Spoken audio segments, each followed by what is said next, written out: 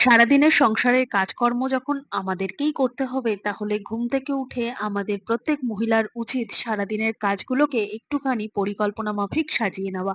আর তার সাথে একটু ছোট ছোট টিপস ফলো করে সারাদিনের কাজগুলোকে সুন্দর মতো গুছিয়ে নিতে পারলে কোথাও গিয়ে কিন্তু আমাদের নিজেদেরই বেশ খানিকটা সুবিধা হয়। ছোট ছোট টিপস ফলো করে সারাদিনের কাজগুলোকে সুন্দর মতো গুছিয়ে নিলে সময়, শ্রম, মাসিক খরচা আমরা কিছুটা কমিয়ে ফেলতে পারবো। আজকে সেই রকমই বেশ কিছু টিপস তোমাদের সাথে শেয়ার করব। চলো তাহলে আজকের ভিডিওটা শুরু করা যাক। এখানে আমি নিয়ে নিয়েছি মুগ ডাল। যেকোনো হলুদ কালার ডাল খেয়াল করে দেখবে বন্ধুরা, বাড়িতে এনে স্টোর করে রাখাই যায় না। যেমন মুগ ডাল, মটর ডাল, ছোলার ডাল, অড়হর ডাল, বিউলির ডাল, এই ধরনের ডালগুলো কিন্তু হলদে রং হওয়াতে খুব তাড়াতাড়ি পোকা লেগে যায়। যেভাবেই আমরা এয়ারটাইট কন্টেনারে স্টোর করি না কেন, কদিন পরে কিন্তু দেখা যায় পোকা হয়ে যাচ্ছে। সাথে কিন্তু দেখা যায় একটা সাদা সাদা কেমন একটা ফাঙ্গাস মতো পড়ে যায়, পাউডারের মতো হয়ে যায়। তো বিশেষ করে মুগ ডালে কিন্তু সমস্যাটা বেশি হয়। আর বর্ষা সিজন যখন, মাঝে মধ্যে খিচুড়ি তো বাঙালিদের ঘরে চলতেই থাকে। তাই মুগ ডাল যদি বেশি করে আনা থাকে তাহলে এই ছোট্ট কাজটা করে নেবে। তো আমি কিন্তু এই ছোট্ট কাজটা করে নিই, তাতে কিন্তু একেবারেই ডাল অন্তত ১ থেকে ১.৫ বছর পর্যন্ত আমরা স্টোর করে রাখতে পারবো। কোনো রকম নষ্ট হবে না। এখানে মুগ ডালটাকে কি করব, ড্রাই করে ভেজে রাখবো। ভেজে রাখার পর ঠান্ডা করে নিয়ে যদি একটা এয়ারটাইট কন্টেনারের মধ্যে তোমরা ভরে রাখতে পারো, সেক্ষেত্রে দেখবে বছরের পর বছর মুগ ডাল বা মটর ডাল বা ছোলার ডাল হালকা একটু আগুনে যদি এরকম ড্রাই রোস্ট করে নাও, সেক্ষেত্রে অনেকদিন পর্যন্ত ডালগুলোকে আমরা ভালো রাখতে পারবো। কোনো রকম নষ্ট তো হবে না। সাথে কিন্তু পোকাও ধরবে না, ফাঙ্গাসও পড়বে না, সাদা সাদা পাউডার মতো হবে না। টিপসটা ভালো লাগলে প্রত্যেক মহিলার সাথে শেয়ার করতে ভুলবে না। তো চলো দেখে নাও পরের টিপস। দেখো বন্ধুরা, প্রেসার কুকারে যখন আমরা কোনো কিছু রান্না করি, খেয়াল করে দেখবে যদি জল কম হয়ে যায় না, নিচের দিকটা লেগে যেতে থাকে। তো লেগে যাওয়ার কারণে এখানে বেশ খানিকটা ডালিয়া আমি সেদ্ধ করতে বসিয়েছিলাম, আর নিচের দিকটা কিন্তু পোড়া লেগে গেছে। যেটা কিনা এতটাই শক্ত হয়ে গেছে, নিচটা কিন্তু কোনোভাবেই উঠতে চাইছে না। আর এটাকে যদি সঠিক সময়ে আমরা না মেজে ঘষে পরিষ্কার করতে পারি, সেক্ষেত্রে আরো শক্ত হয়ে যাবে। সেটাকে মাজতে গেলে কিন্তু আমাদের হাতের অবস্থা আর ঠিক থাকবে না। তো কিভাবে মাজা ঘষার ঝামেলা ছাড়া সুন্দর মতো যেকোনো পোড়া যে খাবারগুলো থাকে সেগুলো খুব সহজে উঠিয়ে দিতে পারবো পাত্র থেকে, তার জন্য রইলো ছোট্ট একটা টিপস। এখানে আমি প্রেসার কুকারটাকে গ্যাসের ওপর বসিয়ে দিয়েছি, আর দিয়ে দেবো ২ থেকে ৩ কাপ পরিমাণ জল। অন্তত যতটুকু পোড়া লেগেছে ততটুকু যেন পুরোপুরি জলে ডুবে থাকে, সে পর্যায়ে জলটা দিতে হবে। আর গ্যাসটাকে জ্বালিয়ে দিয়েছি। খুব বেশি না বন্ধুরা, খুব বেশি গ্যাস খরচাও হবে না। খুব সামান্য একটুখানি গ্যাসটা জ্বালাতে হবে, অন্তত কয়েক সেকেন্ড।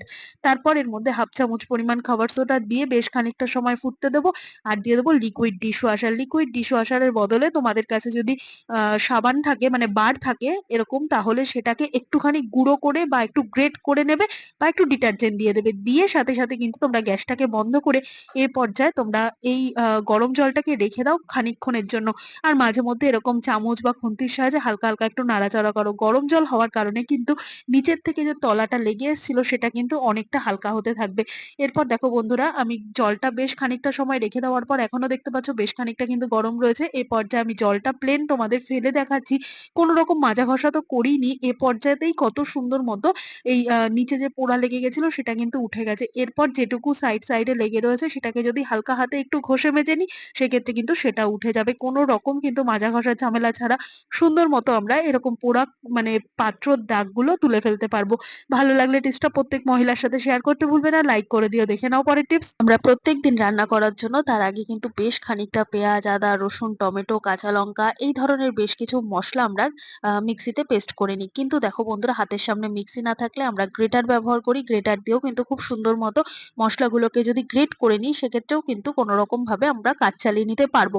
কিন্তু হাতের কাছে ধরো আমাদের মিক্সিও নেই, গ্রেটার নেই, তখন আমরা কিভাবে বিনা মিক্সার বা হয়তো হামানদিস্তা বা কোনো রকম কিছু সাহায্য ছাড়া আমরা মসলা করে নিতে পারবো, তারই একটা ছোট্ট টিপস শেয়ার করব। এখানে নিয়ে নিয়েছি একটা জার। এই ধরনের মসলা রাখার যে ছোট ছোট কৌটোগুলো, কাচেরই হোক বা প্লাস্টিকের, এই জারের মধ্যে তোমাদের পরিমাণ মতো মসলা এর মধ্যে নিয়ে নেবে। মানে পেঁয়াজ, আদা, রসুন যেটা তোমরা যেটুকু পেস্ট করতে চাইছো সেটাকে ছোট ছোট টুকরো করে কেটে এভাবে নিয়ে নাও। তারপর এইরকম ভাবে বেলনের সাহায্যে আস্তে আস্তে এইভাবে থেতো করে নাও। দেখবে বন্ধুরা খুব ভালো মতো মিহি পেস্ট না হলেও আমাদের কাজ চালানোর মতো কিন্তু সুন্দর একটা থেতো হয়ে যাবে। আর এই কারণে আমরা জারটা নিয়েছি, অন্যান্য কোনোভাবে করতে গেলে চারিদিকে ছড়িয়ে ছিটিয়ে যেত, আর এটার মধ্যে করলে একই জায়গায় সমস্ত মশলাগুলো থাকবে।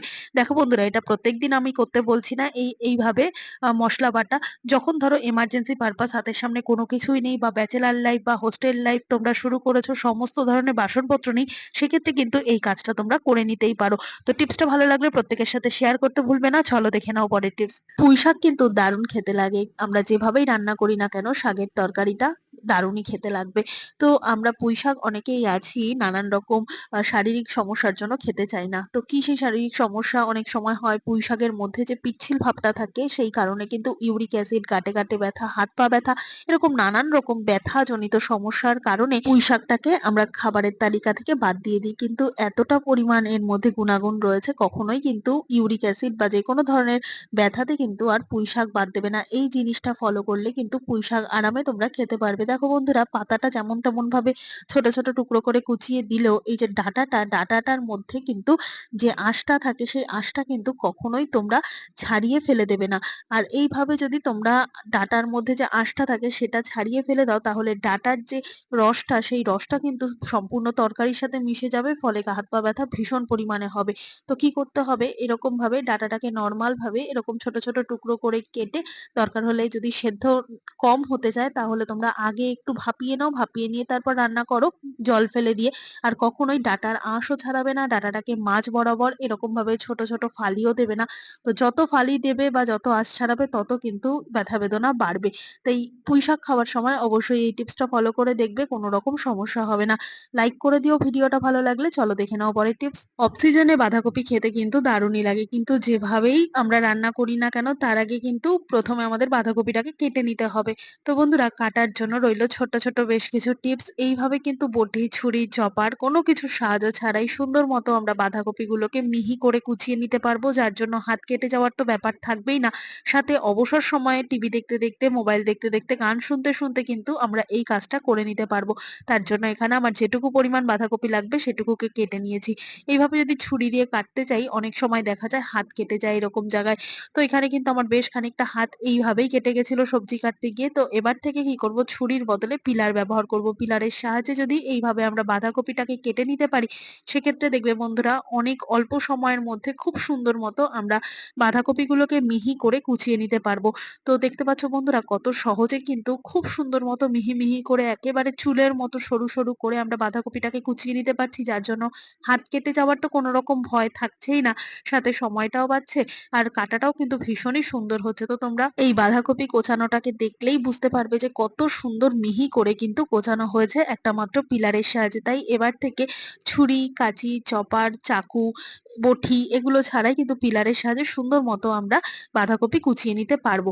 দেখো বন্ধুরা, এবার অনেক সময় দেখা যায় আমরা আমাদের হাতের কাছে পিলার নেই, ছুরি নেই, তখন আমরা এমার্জেন্সি পারপাস কিভাবে কাটবো, তার জন্য এখানে নিয়ে নিয়েছি ছাঁকনি। ছাঁকনি পিছন দিকটা দেখো, এই হাতলের দিকটাও কিন্তু এরকম ধারালো মতো আছে, কিন্তু এতটাও ধারালো না যে আমাদের হাত কেটে যাবে। কিন্তু এমার্জেন্সি পারপাস হাতের সামনে কোনো কিছু ধারালো কোনো কিছু না থাকলে এই ছাঁকনি দিয়ে কিন্তু সুন্দর মতো আমরা বাঁধাকপিটাকে কেটে নিতে পারবো। হ্যাঁ, হয়তো খুব বেশি মিহি করে আমরা কাটতে পারবো না, মোটা মোটা হবে কাটাটা, কিন্তু আমরা এমার্জেন্সির সময় আমরা কেটে নিতে পারবো, কাজ চালিয়ে নিতে পারবো। তাই আমি তোমাদের সাথে এই টিপসটা শেয়ার করলাম। আমাদের হাতের সামনে যদি কোনো রকম কোনো কিছু ধারালো কিছু না থাকে, বটি, ছুরি, তাহলে আমরা কিভাবে সবজি কাটবো।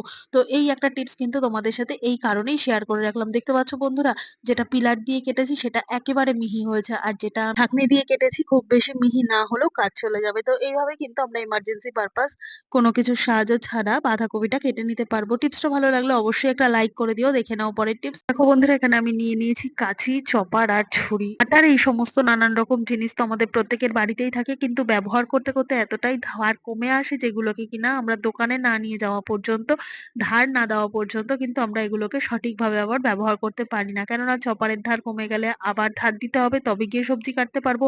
কাঁচির ধার কমে গেলে ধার দিতে হবে, তবে গিয়ে আবার আমরা কাগজপত্র কাটতে পারবো।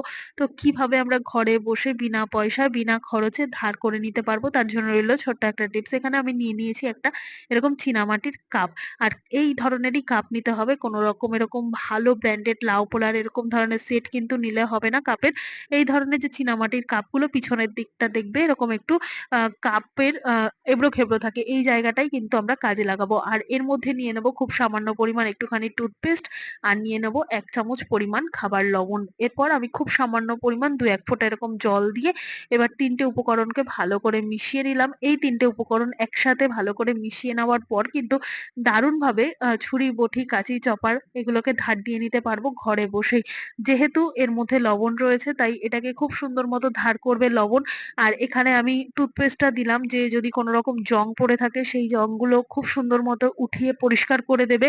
তো এইভাবে যদি আমরা খুব আস্তে, আস্তে এভাবে ঘষে নিতে পারি কাপের এই সাইডের জায়গাগুলো দিয়ে, তাহলে দেখবে বন্ধুরা যে ধারটা চলে গেছিল সেই ধারটা আবার ফিরে আসবে। জং থাকলে জং উঠে যাবে। আর এভাবে যদি ঘরে বসে আমরা ধার ফিরিয়ে আনতে পারি, বাড়িতেই কিন্তু আমরা কাজটা করে নিতে পারবো। টাকা পয়সা খরচা হবে না। ছোট, ছোট টিপস গুলো ভালো লেগে থাকলে লাইক করে দিও, শেয়ার করে দিও সবার সাথে। চলো দেখে নাও পরের টিপস। বন্ধুরা, আমাদের প্রত্যেক মহিলার কাছে এমন বেশ কিছু শাড়ি থাকে যেগুলো না কালার ফেড হয়ে যায়, রং উঠে যায় বা কাচতে গিয়ে সমস্ত রং একাকার মিশে যায়, পরতে পারি না, বা পুরনো শাড়ি। তো সেই রকম শাড়ি কিন্তু আমাদের প্রত্যেক মহিলার কাছে থাকে। কাউকে ডেকে দিয়ে দিই কিংবা হয়তো কোথাও ফেলে রেখে দিই। সেগুলো আর কোনো কাজে আসে না। আবার আলমারিতে রেখে দিতেও কিন্তু জায়গাটা নষ্ট হয়ে যায়। তো কিভাবে আমরা সেই সমস্ত পুরনো শাড়িগুলোকে রিইউজ করতে পারবো? দেখো বন্ধুরা, আমাদের প্রত্যেকের বাড়িতেই কিন্তু এই ধরনের পাতলা একটা ব্ল্যাঙ্কেট থাকে। যতই গরম পড়ুক না কেন, এসি চালালে কিন্তু মাঝে মধ্যে এরকম পাতলা ব্ল্যাঙ্কেট আমাদের গায়ে দিতে লাগে। আবার কখনো কখনো এই ব্ল্যাঙ্কেট গুলোর কভার না থাকায় যদি আমাদের প্রত্যেকদিন নাও লাগে, ক্ষেত্রে ব্ল্যাঙ্কেট গুলো রাখতে কিন্তু ভীষণই অসুবিধা হয়, কেননা ধুলো ময়লা পড়ে যায়। এবার থেকে আর চিন্তার কোনো ব্যাপার নেই। এই ব্ল্যাঙ্কেটটাকে সরু করে রোল করে মুড়ে নাও, ঠিক যেরকম কোলবালিশ হয় ঠিক সেভাবে রোল করে নিয়ে এবার শাড়িটাকে মাঝ বরাবর খুলে ফেলো। ভাঁজটাকে একটু ছোট বড় করে ভাঁজ করে নাও। কম্বলটার রোল ভাঁজ করা অনুযায়ী কিন্তু শাড়ির ভাঁজটা করতে হবে। তো যে এমন ভাবেই ভাঁজ করতে হবে শাড়িটাকে যেন কম্বলটা মিডিলে এইভাবে রাখলে পরে দুটো সাইড থেকে একটু একটু করে কাপড় বাড়তি থাকে।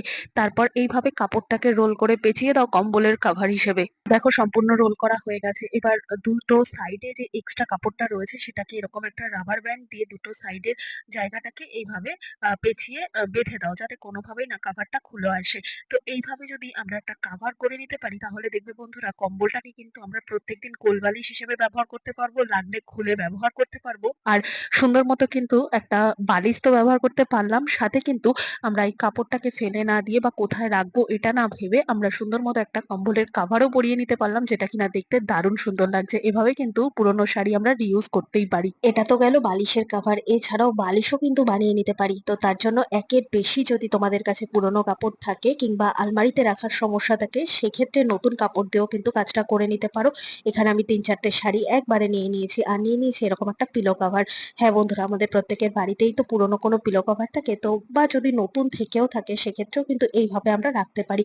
পিলো কভারের মধ্যে ৩টে, ৪টে, ৫টা শাড়ির থিকনেস অনুযায়ী তোমরা এইভাবে পিলো কভারের মধ্যে সমস্ত শাড়িগুলোকে রেখে দেবে। আর মুখের কাজটা যদি সম্ভব হয় কোনো ক্লিপ দিয়ে বা সেফটি পিন দিয়ে আটকে টাইট করে দেবে। এইভাবে যদি তোমরা বালিশ হিসেবে ব্যবহার করতে পারো, তাহলে দেখবে একটা বালিশের কাজ করবে, সাথে কিন্তু কাউকে বলে না দিলে কেউ বুঝতেও পারবে না যে এর মধ্যে পুরোনো শাড়ি আমরা রেখেছি, বা কোনো ভালো শাড়িও স্টোর করে রেখেছি। দেখতে কিন্তু দারুণ লাগবে। তো এইভাবে কিন্তু পুরোনো শাড়িকে আমরা রিইউজ করতেই পারি এইভাবে ব্যবহার করে। আশা করছি আজকের সমস্ত টিপস তোমাদের কাজে দেবে। ভালো লেগে থাকলে লাইক, কমেন্ট, শেয়ার করে পাশে থাকবে। আমার এই ভিডিওটা তোমরা কে কোথা থেকে দেখছো কমেন্ট করে জানাতে ভুলবে না। দেখা হবে আবারও অন্য কোনো ভিডিওর সঙ্গে। ধন্যবাদ।